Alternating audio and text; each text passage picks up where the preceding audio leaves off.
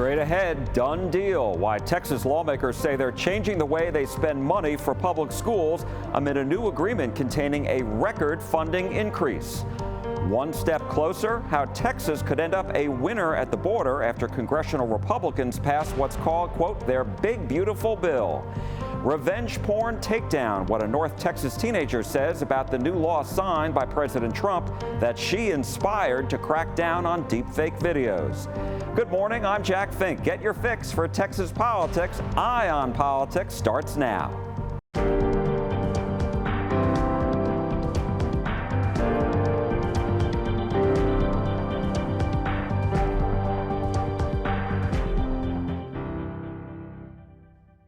Hello and welcome to Eye on Politics. Hope you're having a good Sunday so far. We begin with a new deal struck by Texas leaders that will provide billions of more dollars for public schools. It comes as state lawmakers are headed toward the political finish line. There are just 8 more days left in their regular legislative session at the Capitol in Austin, ending June 2nd.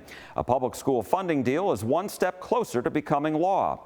The Texas Senate has approved House Bill 2, which will spend an additional $8.5 billion for public schools during the next 2 years. The House is also expected to pass it. That's a $500 million increase from the previous agreement struck the week before. As part of the new spending, $4.2 billion of that will go toward permanent pay raises for teachers with 3+ years experience and other non-administrative staff. There's also more money for special education, full-day pre-K, and school safety. I spoke with Republican State Senator Brandon Creighton of Conroe, who's the chairman of the Senate's Education Committee. And Creighton answered criticism by Democrats who said the state is still underfunding education, and he explained why their version is better for students and teachers. There's been a lot of attention on the basic allotment and how much money is included in the basic allotment. The basic allotment is called the basic allotment because it's first. It's the initial start of the funding for our public schools. There are many, many, many other funding provisions tied to how we deploy dollars from the state to our public schools. And so we're focused on different architecture this time. We're focused on a budget that funds key priorities that drives these dollars directly to teachers and directly to the classroom that will affect student outcomes, not to upper level administration, not to priorities that don't lead directly to an impact on student outcomes. Put another way, $55 added to the basic allotment represents not even 7% of the total new dollars flowing to public education, to our schools in this legislation. So all the focus on the basic allotment and adding $55 has been focus that has left 93% of the new dollars out of the conversation. And so I wanted to ask you about that because I spoke with Democratic State Representative James Tallarico earlier, and he said this is still inadequate. He's like, don't be fooled by the $8.5 billion number. It sounds big, but he said Texas is big. He said the allotment, the basic allotment, should be increased by about $1,300 or $1,400. So what do you say to that? You know, I think it's easy for Representative Tallarico to say that we should add $1,300 or $1,400, and it's easy for him to not include that that's north of a $20 billion number. That's just impossible. Our entire surplus, which we may never have again, is barely that number. Talk to me about the teacher pay raises, because that's about half of this, about $4.2 billion, and that also includes other non-administrative staff. That's correct. We have nearly $4.5 billion of raises in the legislation that will, by and large, lift our Texas teachers up with the largest raise in history for our state, for our teachers. I think the important thing also for the media to focus on, Jack, is that this raise is permanent. The basic allotment increase is not a raise that continues to grow over time. This raise in our legislation for HB2 includes provisions for a new teacher pay allotment that the Senate fought very hard for. It wasn't in HB2 when it came back from the House. And that permanent teacher pay allotment grows over time, where in the past, when we've given a teacher pay raise, it's been a 2-year bonus or stipend. Democratic State Representative James Tallarico of Austin is among the most vocal critics of the state's funding bill, and he's not impressed with this latest deal. This bill is woefully inadequate to the crisis that we face in this state in public education.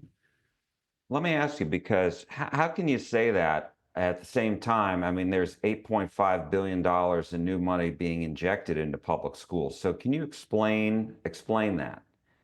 Yeah, I think it's a great question because people see a big number and they think it sounds pretty good, and it is better than nothing. But Texas is a big state, and so the numbers are going to sound big. This doesn't even catch our schools up to 2019 funding levels, and that should be unacceptable for every Texan, regardless of their political party. We need at least a $1,300 increase to the basic allotment just to catch our schools up to 2019 funding levels, to catch us up from the inflation we've experienced in this state over the last 6 years. Fort Worth just announced they're going to close 19 elementary schools because of a lack of state funding. So we're seeing this everywhere, including here in Central Texas, in South Texas, in rural Texas. It's everywhere. What I've read and what we see as far as the funding, that this is basically the state legislature directing school districts to spend money on certain things. So teacher pay raises, $4.2 billion will go towards teacher pay raises and other staff. I will say, I'm glad that some teachers are going to get a pay raise under this bill, but it does not give every teacher a pay raise. We see the most turnover with teachers who are in the classroom for 5 years or less. And most of the generous pay raises are going to go to teachers who have been in the classroom for 5 years or more. And that's great for those teachers. They desperately need a pay raise. But we really should be using this record budget surplus to give every Texas teacher a substantial pay raise. In a lot of ways, this bill is giving our schools and our teachers crumbs. And so, because I know Republicans say they want to incentivize those teachers who are in it for the long haul. And I believe under this latest proposal, it's teachers who have 3 years into the system plus start getting the raises. So if you're a first-year teacher or a second-year teacher, unless the districts act on their own, they're not going to get any state money. Is that right? Well, and the teachers who are 3 and 4 years are not getting as much of a pay raise as teachers who have been here for longer. And again, I think that the experienced teachers and veteran teachers desperately need a pay raise, and we need to do that. What I'm saying is we have a $24 billion budget surplus in this state. And so we should be using that money to give pay raises to all teachers, especially teachers who are under 5 years, because that's where we're seeing the most turnover. House Bill 2 has received widespread bipartisan support. Some other bills are already on their way to the governor. They include Senate Bill 31, which is aimed at clarifying medical exceptions to the state's near-abortion ban. It received widespread bipartisan support in both the House and the Senate. A handful of conservatives voted against the measure in the House and said they worry it will lead to more abortions. Supporters of the bill rejected that. We are in no way promoting abortion on this. What we are trying to do is save the life or the bodily functions, major bodily functions of a mother. And I get a little emotional about this, but I've got friends who watch their wives nearly bleed out. This bill creates loopholes to recharge the pro-choice industry in Texas, and I will be voting no. Another bill that will be signed into law grants businesses property tax relief. House Bill 9 will raise the property tax exemption for businesses from $2,500 to $125,000. Coming up a little later, a North Texas teenager who inspired a new federal law tells us what it was like to be there at the White House for the bill signing ceremony. But next, how Texas could end up a winner at the border when Eye on Politics comes right back.